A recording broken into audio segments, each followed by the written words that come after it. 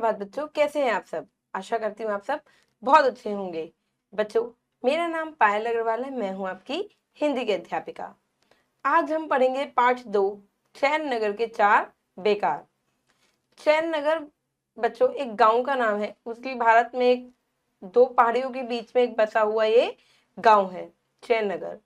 वहां पे सभी लोग बहुत मेहनती थे, सभी काम करते थे। बस एक 4 लोग थे जो काम नहीं करते थे।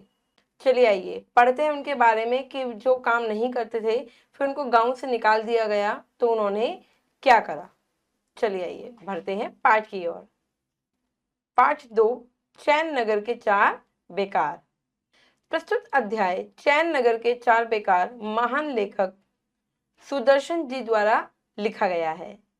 हमारे जीवन का प्रमुख लक्ष्य कर्म होना चाहिए। क्या होना चाहिए? कर्म होना चाहिए। जो व्यक्ति कर्म करता है उसी को खाने का अधिकार है। मतलब जो काम करता है सिर्फ वही खा सकता है। अतः जो कर्म नहीं करता, जो काम नहीं करता, वह व्यक्ति निकम्मा और आलसी हो जाता है। आलसी व्यक्ति हमेशा दूसरों के भोजन और दान पर ही आश्रित रहता है, क्योंकि वो आलसी हो जाता है, काम नहीं करता। जब काम नहीं करेगा तो दूसरों पर निर्भर हो जाएगा। उस व्यक्ति का संपूर्ण जीवन व्यर्थ है, मतलब कि बेकार है। कुछ शैतान लोग अच्छे व्यक्ति को कुमार्ग पर चलने के लिए विवश कर देते हैं। कभी भी शैतान लोगों के बहकावे में नहीं आना चाहिए। अध्याय में बताया है कि चैन नगर के लोग कर्म करते थे, परंतु शैतान ने उन लोगों को आलसी बना दिया और उनकी सारी शक्ति एवं सुख चैन नष्ट कर दिया। चलिए आइए पढ़ते हैं कि कैसे इतने मेहनती लोगों का शैतान ने सुख चैन कैसे छीन लिया। कुछ समय गुजरे। उत्तरी भारत के 2 पहाड़ियों के बीच में एक हरा भरा गांव आबाद था। उसका नाम चैन नगर था। क्या था? गांव का नाम चैन नगर। यहाँ के लोग सीधे साधे और मेहनती थे। बड़े सीधे लोग थे और मेहनती थे। अपना काम अपने हाथ से करते थे, किसी से काम कराते नहीं थे, अपना काम स्वयं करते थे वह। और किसी से कोई शिकायत न थी। अच्छा, क्यों नहीं थी बच्चों? क्योंकि सब अपना अपना काम करते थे, इसलिए किसी से कोई भी शिकायत नहीं थी। जब सब अपना अपना काम करते थे तो किसी को कोई शिकायत ही नहीं थी, क्योंकि सब मेहनती थे। चैन नगर के लोग दिन भर काम करते थे, इसलिए वहां बीमारियां न थी, दवाइयां न थी। भाई बीमारी नहीं है तो दवाइयां भी नहीं थी। अब दवाई नहीं है, बीमारी नहीं है तो वैद्य नहीं थे। वहां के लोग अमन चैन और प्यार मोहब्बत से रहते थे। सभी मेहनत करते थे, सभी बहुत प्यार से रहते थे। इसलिए वहां कचहरियां भी नहीं थी, मतलब कचहरियां नहीं थी, क्योंकि सब बड़े प्यार से रहते थे, कोई झगड़ा नहीं था।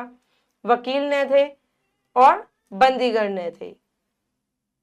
वहां लोग सरल स्वभाव के थे, बड़े शांति से रहते थे। जो मेहमान आते थे उसका आदर सत्कार करते थे। इसलिए शायद वहां पे कोई धर्मशाला भी नहीं थी, इसलिए वहां चोरियां न होती थी, क्योंकि सब मिलकर रहते थे कि चोरियां बंद हो गई। न वहां पुलिस थी, क्योंकि जब चोरी नहीं थी, चोरियां नहीं होती थी तो पुलिस भी नहीं थी। न बंदूकें, न तलवारें, न तोपें। वहां के लोग अतिथि सत्कार को धर्म समझते थे, इसलिए वहां के न धर्मशालाएं थी। वहां पे धर्मशाला भी नहीं थी, क्योंकि जो भी अतिथि आता था वो उनके घर में ही रहता था। न सराएं थी, न होटल थे। होटल क्यों नहीं थे? क्योंकि सब अपने घर का भोजन करते थे। अतिथि आते थे तब भी वहां लोग नहीं रुकते थे होटल में, उनके घर पे रुकते थे। वहां मेहनत मजदूरी के मोटे नियम के सिवा दूसरा नियम न था। एक नियम था वहां पे, जो मेहनत करेगा वही खाएगा। एक नियम था कि जो काम करे खाए, जो बेकार रहे भूखा मरे। जो काम करेगा वही खाएगा, जो काम नहीं करेगा वो खाएगा ही नहीं, वो भूखा मरेगा। सब काम करते थे, केवल 4 आदमी ऐसे थे जिनको बेकारी पसंद थी। वे भूखे मरते थे और दूसरों के दिए पर जीते थे। देखिए बच्चों, कौन से थे वो 4 लोग? ये थे वो 4 लोग जिनसे गांव वाले बड़े परेशान थे, वो काम नहीं करते थे।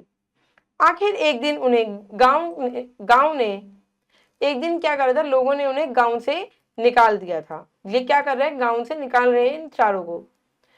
अब वहां सब काम करने वाले थे। भाई 4 लोग ही जो थे वो काम नहीं करते थे, अब वहां सब काम करने वाले थे। 4 लोगों को निकाल दिया था, वहां कोई भी बेकार न था। परंतु शैतान को असभ्य मूर्खों का यह छोटा सा संसार पसंद न आया और उसने निश्चय कर लिया कि मैं इसे सभ्य बनाऊंगा और यहाँ के रहने वालों के लिए इकबाल के दरवाजे खोल दूंगा। अब देखिए, दूसरे दिन शैतान के इशारे पर एक खूबसूरत अमीर सौदागर चैन नगर में आया। एक अमीर सौदागर था जो वहां पर आया, गांव में आया और सारा गांव देखने के बाद बोला, अफसोस, तुम लोग पूरे गंवार और असभ्य हो। पता नहीं इस हाल में तुम कैसे जीते हो। लोगों ने यह बात सुनी तो आश्चर्य से सौदागर का मुंह ताकने लगे। क्यों? क्योंकि भाई वो मेहनत करते थे, मेहनत की खाते थे। उन्हें तो बड़ा आश्चर्य हुआ कि भाई हम तो सभ्य हैं, हमें ऐसे कैसे असभ्य कह रहे हैं ये, है ना। अब सौदागर ने कहा, मैंने सारे संसार की सैर की है और मैंने बड़ी बड़ी अजीब चीज देखी है, मगर ऐसा गरीब और दीनहीन गांव मैंने और कहीं नहीं देखा। अब लोगों ने यह सुना तो कहा, हमें तो यह मालूम ही नहीं था। क्या अब हम सभ्यता नहीं सीख सकते? उन्हें बड़ा आश्चर्य हुआ कि हम तो भाई मेहनत की खाते हैं, यह हमें ऐसे कह रहा है।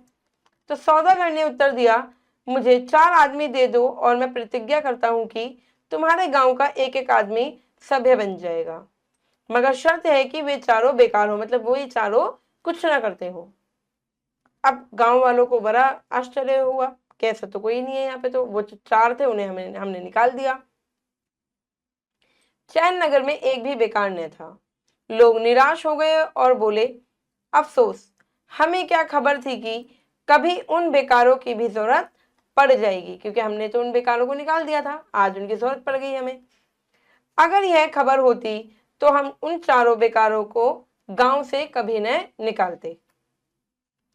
मगर सौदागर हताश न हुआ और उसने उन्हीं लोगों में से 4 आदमी चुन लिए।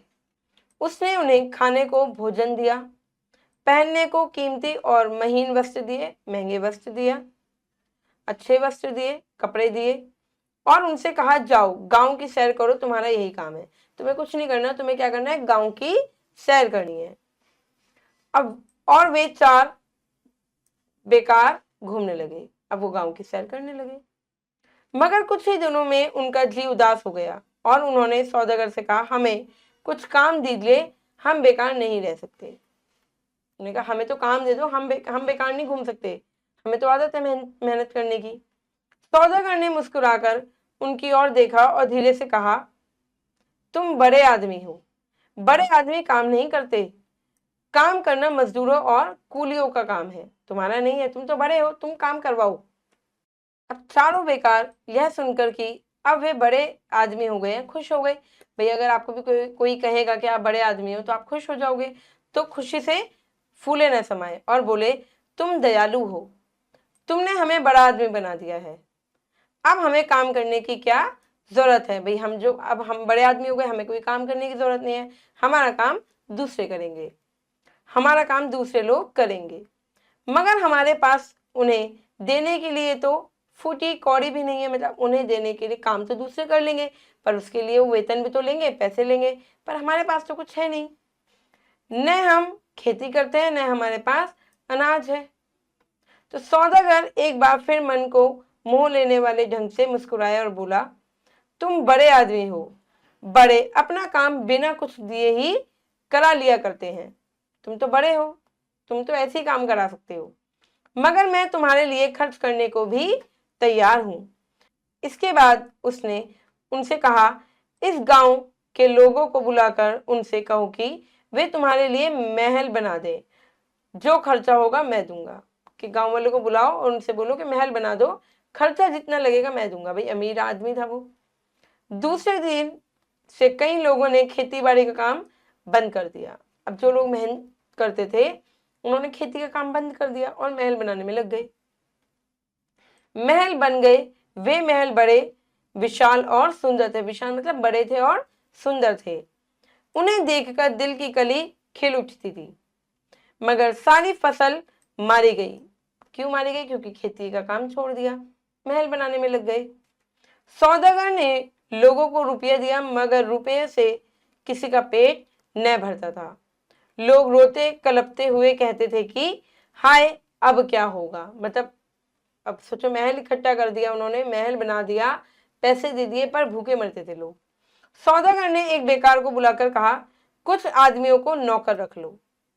अब बच्चों 4 बेकार थे ना, उनमें से एक बेकार को उसने बुलाया सौदागर ने और कहा तुम एक काम करो, कुछ आदमियों को नौकर रख लो, उन्हें बाहर भेजकर सस्ते दाम का अनाज खरीदो और यहाँ मंगवाकर महंगे दाम में बेचो। एक से उन्होंने कहा तुम अनाज का क्या करो, बाहर भेजो, वो लाएंगे सस्ता अनाज और यहाँ पर महंगा अनाज करके बेचो, जो बचे वह तुम्हारा हिस्सा है, मतलब जो बच गया वो तुम्हारा होगा। उस बेकार ने ऐसे ही किया। यह पहला अवसर था जब चैन नगर के निवासियों ने बाहर से आया हुआ भोजन खाया था, वरना वो अपनी खेती का अनाज खाते थे। उन्होंने कहा यह आदमी कितना नेक है, अगर यह ना होता तो हम और हमारे बाल बच्चे भूखे मर जाते। अब उन्हें बाहर की चीजें अच्छी लगने लगी। जो सौदागर था उसने बाहर की चीजों का चस्का लगा दिया, उन्हें बाहर की चीजें अच्छी लगने लगी। अनाज मांगने वाले उस बेकार ने कई और चीजें मंगवा कर दी। कुछ ही महीनों में वह अमीर हो गया और उसने कई दुकानें खोलकर उन पर अपने कारिंदे बिठा दिए। बहुत सारी दुकानें खोली और अपने लोग वहां पे बिठा दिए। वह अपने हाथों से कोई काम नहीं करता था, उसका काम दूसरे लोग करते थे, क्योंकि वो अमीर था। दूसरे साल जब फसल खड़ी थी तो एक रात को क्या हुआ, जब फसल खड़ी हुई तो कुछ हिरन आए और फसल खराब कर गए। फसल आई, अब हिरन आए खेतों में और फसल को खराब कर गए। सौदागर ने लोगों को चौक में जमा किया और कहा, इस तरह तो ये जानवर तुम्हारी सारी फसल खराब कर देंगे। अगर तुम कहो तो मेरे आदमी ऐसा प्रबंध कर देंगे कि फिर कभी ये हिरन तुम्हारे खेतों के पास तक फटक न सकेंगे। मतलब कुछ ऐसा कर देंगे कि हिरन नहीं आएंगे। तो नगर वालों ने कहा, देखो यह आदमी कैसा परोपकारी है, अगर यह न होता तो हमारे खेतों को हिरन खा जाते। अब दूसरे दिन, यानी कि अगले दिन, दूसरे बेकार ने गांव के कुछ लोगों को लाठियां देकर खेतों की रखवाली के लिए खड़ा कर दिया। कुछ लोगों को उन्होंने लाठियां दे दी और कहा खेतों की रखवाली करो। जब फसल कटी तो उसने नौकर से कहा, चौथाई अनाज मेरे पास उठा लाओ। जो चौथाई हिस्सा होता है, मतलब वो मेरे पास उठा लाओ। नौकरों ने ऐसे ही किया। बेकार ने 3 हिस्से आप रख लिए, एक हिस्सा नौकरों में बांट दिया। 3 हिस्से क्या करो उसने अपने आप रख लिए और एक हिस्सा अपने नौकरों को बांट दिया। यह पहला अवसर था जब चैन नगर के लोगों ने दूसरों द्वार रक्षा की सुविधा का अनुभव किया। मतलब पहले तो खुद ही अपनी खेतों की रक्षा करते थे, पर वो पहला अवसर था जब दूसरे उनकी खेतों की रक्षा कर रहे थे और सोचने लगे कि जरा भी परवाह न की कि हिरन कितना खाते। अच्छा, उन्होंने ये परवाह नहीं की हिरन कितना ही खा जाते। अब सोचो कि उन्हें उससे भी कम अनाज मिला और अब हमने कितना दिया। उन्हें मतलब उन्होंने सोचने की शक्ति थी वो खत्म कर दी अपनी, कि हिरन तो थोड़ा सा ही खाते पर अब तो हमें उससे भी कम मिला है। मगर लोगों को जो अनाज मिला वह उनकी जरूरत से कम था। इसके बाद चैन नगर में चोरियां होने लगी। खेतों के रखवाले ने कहा, अगर तुम चाहो तो मैं तुम्हारे मकानों के द्वार पर अपने पहरेदार खड़े कर दूं कि चोरियां नहीं होने की। भाई गार्ड, जैसे गार्ड खड़े होते हैं ऐसे खड़े कर दूं, फिर क्या मजाल जो तुम्हारा कुछ भी चोरी हो जाए। अब आप यहाँ देखो बच्चों की, जब वो अपना काम स्वयं करते थे, मेहनत करते थे, तब तक उनके घर में न चोरी होती थी, न धर्मशालाएं थी, सब प्यार से रहते थे। पर अब धीरे धीरे धीरे धीरे क्या हो रहा था, दूसरों के पे आश्रित होने लगे थे। वो भी भाई दूसरे कहीं का अन्न खा रहे थे, है ना, खेती उनकी खराब जा रही थी, प्यार मोहब्बत खत्म हो रही थी। गांव वालों ने कहा, बड़ी खुशी से मकानों और दुकानों पर पहरेदार खड़े हो गए, चोरी बंद हो गई। मगर चोरी को रोकने के लिए जो खर्च हुआ वह चोरी की हुई रकम से कहीं ज्यादा था। तो चोरी हो जाती तो ठीक थी, इतनी रकम नहीं लगी जितना उसे रोकने के लिए लगी। इस तरह दूसरे बेकार का कारोबार भी दिन दुना रात चौगनी उन्नति करने लगा, वो भी अमीर हो गया।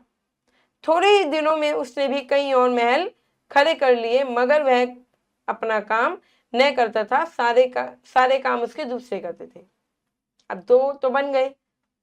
कभी वह दिन था जब चैन नगर में सब गरीब थे, मगर खाने पीने की चीजों को कमी नहीं थी, किसी की कमी नहीं थी। गरीब तो थे पर खाना पीना बहुत था, क्योंकि अनाज वो खुद ही उगाते थे। पर अब कारोबार चलता था, मगर लोग भूखे मर रहे थे। परिणाम यह हुआ कि लड़ाई झगड़े शुरू हो गए। प्यार व मोहब्बत व सादगी, वह पवित्रता न जाने कहां चली गई, क्योंकि लोगों में खटास आ गई। अब लोगों को एक दूसरे का जरा भी ख्याल नहीं था। बात बात पर छुड़ियां चलने लगी। चैन नगर में बेचैनी फैलने लगी। तभी तो कहते हैं दूसरों पर इतनी आसानी से विश्वास नहीं करना चाहिए। सौदागर ने यह दशा देखी तो लोगों से कहा, अगर तुमने इन बातों का इलाज नहीं किया तो मुझे डर है कि तुम्हारी प्राचीन और सुंदर नगरी नष्ट हो जाएगी। इसका उपाय कर लो, क्योंकि तुम जरा सी बात पर लड़ाई झगड़े करने लगते हो। क्या तुम कोई ऐसा प्रबंध नहीं कर सकते कि ऐसी दुर्घटना सदा के लिए बंद हो जाए? तो लोगों ने सौदागर की ओर देखकर सिर झुका लिया और धीरे से कहा, कुछ आप ही करें, हमसे तो न होगा। तो सौदागर ने जवाब दिया, अच्छा हम सोचेंगे। अब उन्होंने कहा, अब आप ही कुछ इसका हल ढूंढे, हमसे तो कुछ होगा नहीं, गांव वालों ने कहा। तो उसी दिन एक किसान और महाजन में झगड़ा हो गया। महाजन का कहना था कि इसके जिम्मे मेरा 20 किलो अनाज है। महाजन का क्या था कि 20 किलो, किसान के ऊपर 20 किलो मेरा उधार है, मतलब अनाज है। किसान कहता था कि वह झूठा है, मुझे इसको केवल 10 किलो अनाज देना है। दोनों में लड़ाई हुई थी। उस महाजन कह रहा था किसान को 20 किलो देना है अनाज, और किसान कह रहा था ये झूठ बोल रहा है, मुझे तो सिर्फ 10 किलो देना है। दोनों लड़ते थे, झगड़ते थे और एक दूसरे को गालियां देते थे।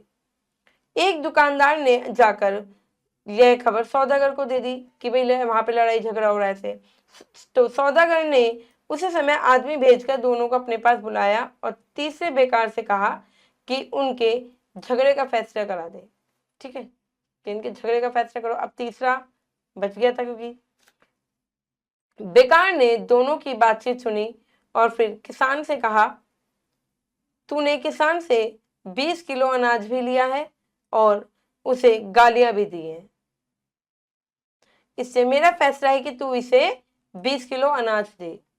भाई उसने कहा कि तूने किसान से 20 किलो अनाज भी लिया है और गालियां भी दी है, इसलिए मेरा फैसला है कि तुझे अब इसे 25 किलो अनाज देना है। अब वो बड़ा खुश हो गया। महाजन ने खुश होकर कहा, कैसा अच्छा फैसला है, 20 किलो नहीं देता था, 25 किलो देना पड़ेगा। 20 किलो तो दे नहीं रहा था, 25 किलो दे, मजा आएगा। किसान ने 25 किलो अनाज दे दिया कि ठीक है भाई, फैसला हो गया, ले लो। अब उस बेकार ने महाजन की ओर देखकर उससे कहा, तेरे पास क्या प्रमाण है कि तूने इसे 20 किलो अनाज दिया था? इसका बयान है कि इसने केवल 10 किलो अनाज ही लिया था। भाई तेरे पास तो कोई प्रूफ है, कोई सबूत है कि इसने 20 किलो अनाज लिया था? अब उसके पास तो कोई जवाब था नहीं। महाजन चुपचाप खड़ा धरती की तरफ देखता रहा कि भाई मेरे पास सबूत तो कुछ है नहीं। उसके पास कोई प्रमाण नहीं था, कोई सबूत नहीं था। तो बेकार ने कहा, तुझे केवल 10 किलो अनाज मिल सकता था, मगर तूने उसे गालियां दी और गांव के लोग इसकी गवाही देने को तैयार हैं। गालियां देने का तुझे अधिकार न था, तुझे कोई अधिकार नहीं था। क्या तेरे पास इसका कोई जवाब है? अब महाजन चुपचाप खड़ा भूमि की तरफ देखता रहा कि जवाब तो है नहीं कुछ भी। उसके पास कोई जवाब न था। बेकार ने कहा, मेरा फैसला यह है कि तेरे 10 किलो अनाज में से 5 किलो जुर्माने का काट लिया जाएगा और 5 किलो तुझे दे दिया जाएगा। सोचो 25 किलो, 20 मांग रहा था, 20 देना नहीं हुआ, वो 10 आराम से दे देता, पर अब उसे 5 ही मिलेगा। महाजन कर ही क्या सकता था। किसान ने खुश होकर कहा, अच्छा फैसला है, 10 किलो लेता था, अब 5 किलो ही लेना पड़ा। लोगों ने यह सुना तो कहा, हम कैसे भाग्यशाली हैं, अगर यह आदमी नहीं होता तो हम आपस में लड़ाई कर मर मिटते। अब सोचो, वो तो फायदा ही कर रहा था अपना। इस तरह तीसरे बेकार का काम भी चल निकला, मगर चौथा बेकार गरीब था। सौदागर ने उसके लिए काम का कोई साधन सोचने की बहुत कोशिश की। सोच सोच कर उसके सिर में दर्द होने लगा कि मैं अब क्या करूं, इसके लिए तो कोई काम है नहीं। उसकी कनपट्टियां फटने लगी, मगर उसे कोई रास्ता न सूझा कि इसे क्या काम करूं। हारकर वह शैतान के पास गया और उसे 3 साल की कहानी सुनाकर बोला, चैन नगर की पौना आबादी पर हमारा अधिकार हो चुका है, मगर अभी एक बेकार बाकी है। अगर उसके लिए कोई अच्छा काम मिल जाए तो चैन नगर का एक एक आदमी आपकी हमारी मुट्ठी में होगा। अब उन्होंने नगर के आदमियों को अपना बना लिया था, उनकी मुट्ठी में थे लोग। अब एक शैतान बाकी था, नहीं सॉरी अब एक बेकार बाकी था, अब उसको भी कोई काम कराना था। तो शैतान ने अपने नायाब की पीठ पर धीरे से थपकी दी और अपनी उल्लू की सी गोल गोल और छोटी आंखों से उसकी तरफ देखकर कहा, जाओ वहां एक लोहे की चक्की लगा दो, बाकी मैं आप समझ लूंगा। वहां पे अब तुम चक्की लगा दो। 7 दिन के अंदर चैन नगर के बाहर खुली जगह में लोहे की चक्की लग गई। कितने दिनों के अंदर? 7 दिनों के अंदर। रात के समय शैतान ने उसमें अपनी शैतानी शक्ति भर दी। दूसरे दिन से उसमें गेहूं, बाजरा, मक्का, चना पिसना शुरू कर दिया। वह आटा इतना महीन था कि गांव के गवार लोग देखकर दंग रह गए। इतना महीन था वो, इतना पिसा हुआ था। उन्होंने ऐसा आटा आज तक नहीं खाया था। एक दिन चैन नगर की सैकड़ों पत्थर की चक्कियां बेकार हो गईं और एक दिन चैन नगर की सैकड़ों विधवा और बिना बाप के बच्चे भूखे मरने लगे। मतलब जो पत्थरों की चक्कियां थी वो तो बेकार हो गई, क्योंकि वे लोहे की चक्कियां आ गई सब, है ना, और लोग भूखे मरने लगे। मगर और लोग खुश थे और अपने भाग्य पर फूले न समाते थे। चौथा बेकार सामने एक तटपोष पर बैठा हुआ हुक्का पीता रहता था। आप देख रहे हो, वह सांझ तक इतना कमाकर उठता था जितना गांव का कोई दूसरा आदमी न कमाता था। वो शाम तक इतना कमा लेता था कि कोई और नहीं कमाता था। उसने सौदागर की राय से वहां और भी मशीनें लगा दी और गांव के कई और गरीबों को भी दाने दाने का मोहताज कर दिया। जब भूखे मरते थे वहां पे लोग। इस तरह शैतान की कृपा से चौथा बेकार भी अमीर हो गया, मगर वह भी अपना कोई काम नहीं करता था। उसका सारा काम क्या करते थे बच्चे? दूसरे लोग करते थे। चैन नगर आज भी उत्तरी भारत की उन दो पहाड़ियों के बीच उसी तरह आबाद है। अब वहां देखने योग्य कई इमारतें बन गई। वहां कचहरियां, सराय और धर्मशाला है, बड़े बड़े कारखाने भी हैं। वहां ऊंचे ऊंचे महल और शहर के बीचों बीच चौक में एक सौदागर का 70 फुट ऊंचा बुत खड़ा है। सौदागर का एक 70 फुट पुतला भी है। अगर कोई यात्री उधर आ निकलता है तो गांव की शान शोभा देखकर उसकी तबीयत हरी हो जाती है। पहले तो वहां गांव के लोग थे, छोटे छोटे मकान थे, पर अब वहां बड़ी बड़ी इमारतें बन गई थी। उनका हृदय कमल खिल उठता था। मगर अब वहां के नियम बदल गए हैं। पहले सब काम करने वाले खाते थे, बेकार भूखे मरते थे, पर अब बेकार ऐश करते हैं और काम करने वाले भूखे मरते हैं। उल्टा हो गया। इससे तो कहते हैं बच्चों कि हमें कभी भी किसी की काम में नहीं आना चाहिए, मतलब हमें किसी की बातों में नहीं आना चाहिए। कोई हमसे कोई भी काम करा रहा है, हमें वो काम ऐसे नहीं करना चाहिए। हमें अपनी बुद्धि का प्रयोग करना चाहिए कि ये जो हमसे काम करा रहा है क्या ये सही है। चलिए करते हैं अभ्यास। सही उत्तर पर टिक करेंगे। कर्म के अभाव में मनुष्य हो जाता है आलसी और निकम्मा। चैन नगर के सभी लोग कैसे थे? कर्मशील थे। चैन नगर में कितने लोग बेकार थे? 4 लोग बेकार थे। आगे बढ़ते हैं बच्चों, करते हैं रिक्त स्थान। उचित शब्द लिखकर रिक्त स्थानों की पूर्ति कीजिए। गांव का नाम चैन नगर था। चैन नगर। गांव के सभी लोग कैसे थे? मेहनती थे, सीधे साधे और मेहनती थे। मेहनती, आप सीधे साधे भी लिख सकते हो बच्चों, है ना। वहां कोई भी डैश न था, बेकार न था। बेकार, क्योंकि जो 4 लोग थे उन्होंने उन चारों को निकाल दिया था। हार कर वह डैश के पास गए, शैतान के पास।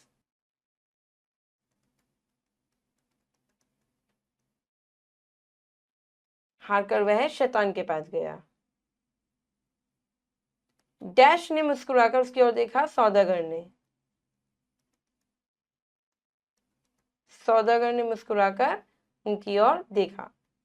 चलिए बच्चों आगे बढ़ते हैं, करते हैं सत्य और असत्य। सही कथन पर सही और गलत पर गलत का चिन्ह लगाइए।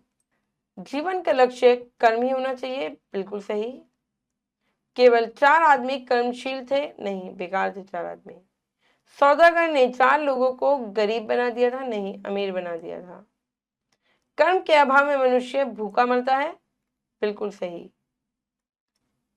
जो काम नहीं करता वो भूखा मरता है। अब गांव में देखने योग्य इमारतें बन गई थी, बिल्कुल सही।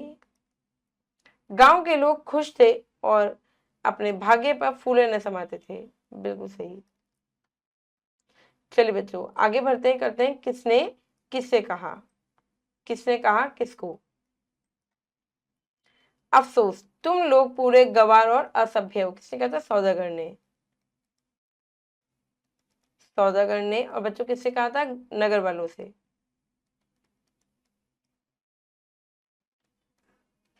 नगर वासियों या नगर वालों से। क्या अब हम सभ्यता नहीं सीख सकते? किसने कहा था बच्चों? नगर वालों ने।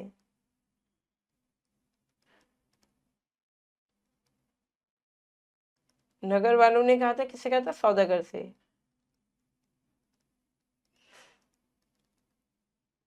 कुछ आदमियों को नौकर रख लो। किसने कहा था? सौदागर ने।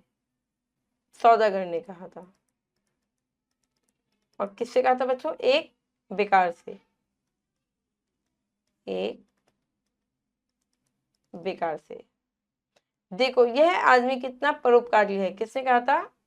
नगर वालों ने।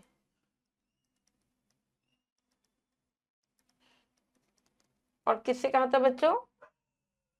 आपस में बात कर रहे थे वो, ठीक है। और सौदागर के लिए बात कर रहे थे, पर ये वो आपस में बात कर रहे थे,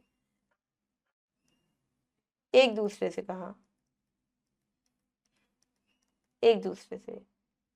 कुछ आप ही करें, हमसे तो न होगा। किसने कहा था? नगर वालों ने।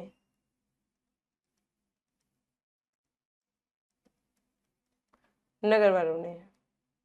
और किससे कहा था? सौदागर से। सौदागर से, ठीक है, क्योंकि लोगों ने कहा था सौदागर से, नगर वालों ने। जाओ वहां एक लोहे की चक्की लगा दो। किसने कहा था? शैतान ने। किससे कहा था बच्चों? नायब से।